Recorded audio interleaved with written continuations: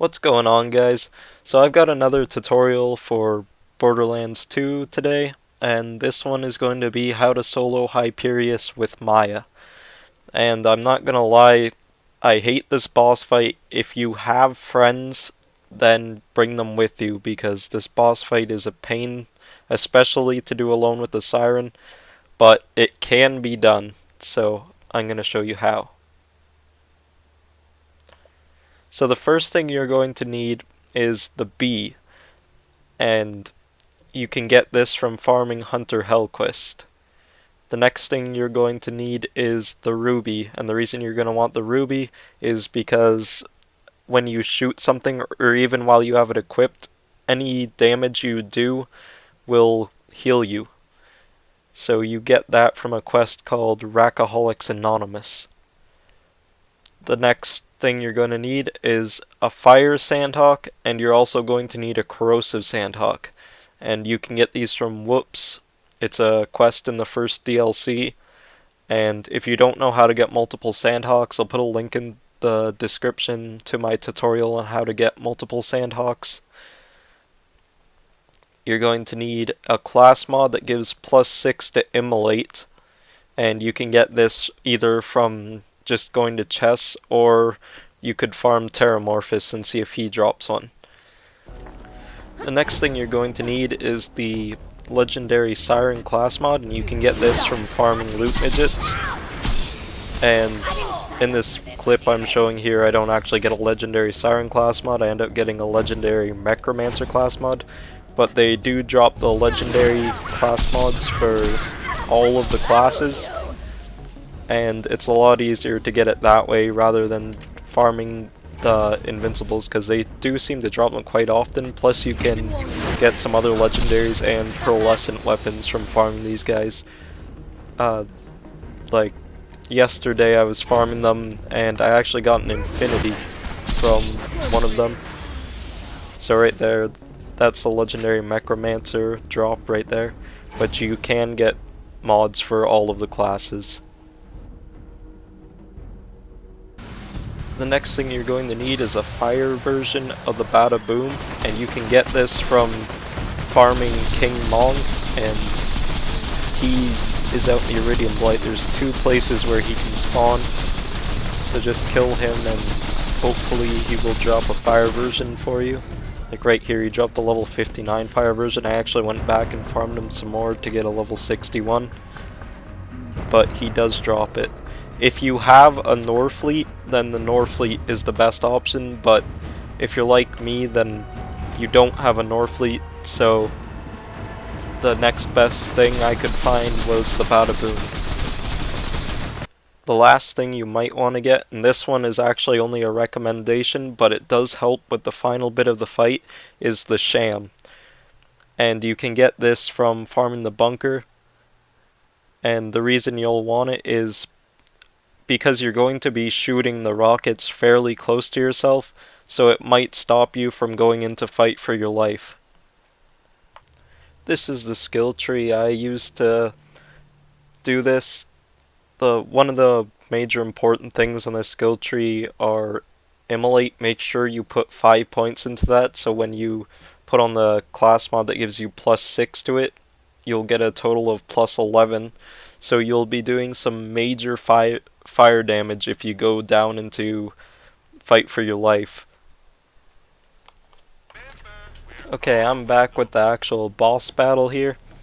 And how you're going to want to start off with is make sure you have the legendary Siren class mod equipped, the bee equipped, and the fire sandhawk. And you're going to want to stand behind this pipe and fire 3 bursts and then slag him with your phase lock, similar to what we did in my Terramorphous video. Now after this, you're actually going to only want to focus on taking down 3 of his minions, not all 4. So try and leave one as close to unharmed as possible. You don't actually have to leave them completely unharmed. As long as they're above about half health, then everything will work perfectly fine. But just keep focusing on 3 of his minions. Just pick one that you're not going to attack. And if you're quick, you can actually get in 2 hits before he does his Nova Blast. As you can see right there, I accidentally hit the minion that I didn't want to attack, but that's okay. Just try and make sure you have at least one of his minions active at all times, because if he does the blast when you take down all 4 of his minions, it will take out your shield, and then sometimes he will do the second Nova Blast right away, and if you have no shield, then it will kill you.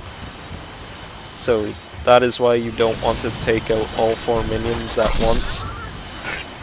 And if he's on a hill when he tries to do his EMP blast on the side of a hill, it seems like an uneven surface. It won't actually hit you. For some reason, it doesn't work when he's on an uneven surface. So when he does hit you with it, like you can see right there, I just got hit with it, just pull out the ruby, use your phase lock to regain some of your health, and just shoot the ruby till you're back at full health. You want to make sure that you stay at full health throughout the boss fight. So once you're at full health, then continue to attack his minions. As you can see, I'm just continuing to disable his minions. You just repeat this process until 3 of them are dead.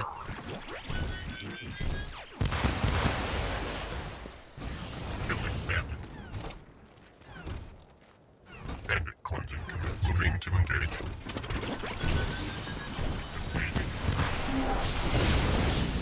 Enemy skill.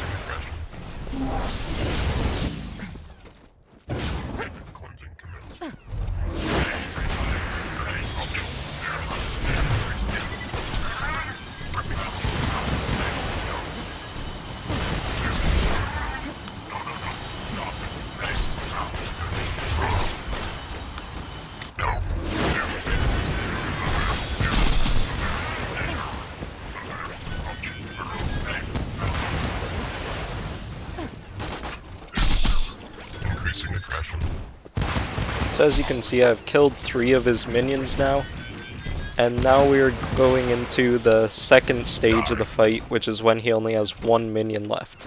And what you're going to want to do is wait for him to do his blast thing one more time, and then heal yourself back up to full health, and then you are going to want to disable his minion, his last minion. So now that I'm at full health, switch to the Corrosive Sandhawk and disable his last minion, and then we're actually going to attack Hyperius himself.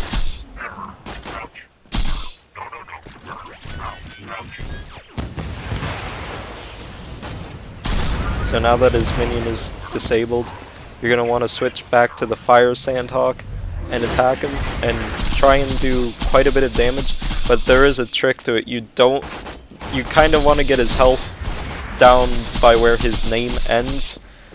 You don't really want to take it much farther past that, because when he gets to around 30% health, then he will turn giant and jump at you. And he will also do that once you kill all 4 of his minions, but we are actually going to be trying to kill all 4 of his minions, so that way we don't have to deal with them in the end process here.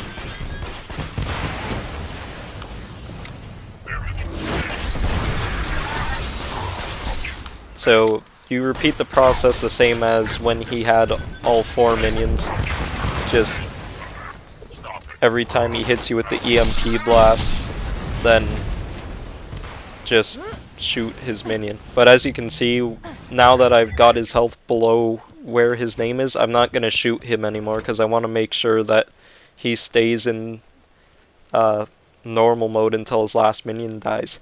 And you know that his last minion is going to die when they have less than a quarter health when they're going into the little shield mode. So I know that his minion is going to die next time. He's not going to get disabled again. So once you get him to this point, make sure you get to full health, and then you're gonna run back by the pipe that's at the beginning, the entrance, the same pipe, but you're gonna stand on the opposite side of it. Now I didn't go right into the corner, but I actually recommend you do.